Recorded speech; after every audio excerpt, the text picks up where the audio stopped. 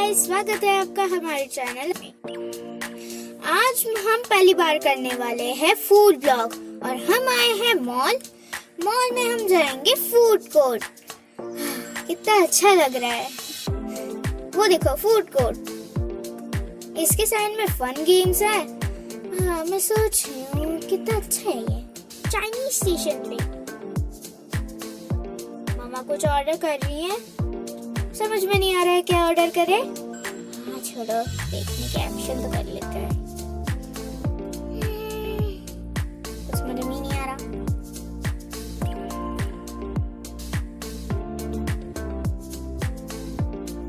हाँ, इसे तो कुछ समझ में आएगा ही नहीं। हाँ, हमारी पहली ऑर्डर आ गई, फ्राइड मोमोज। कितना टेस्टी है ये। चाय अब कोल्ड ड्रिंक पीता है, Thums Up. Next order chicken lollipop. कितने सुंदर है, चबाया नहीं जा रहा।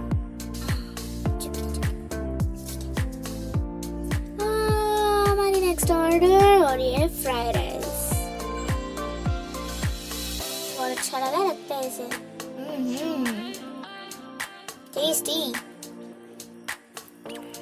हाँ, इसकी शक्ल दिखा दो, बहुत अच्छा।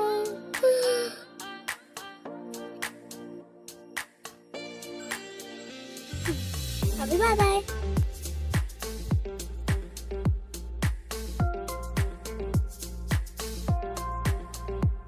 आज के लिए हम इतना ही खाएंगे। Bye bye.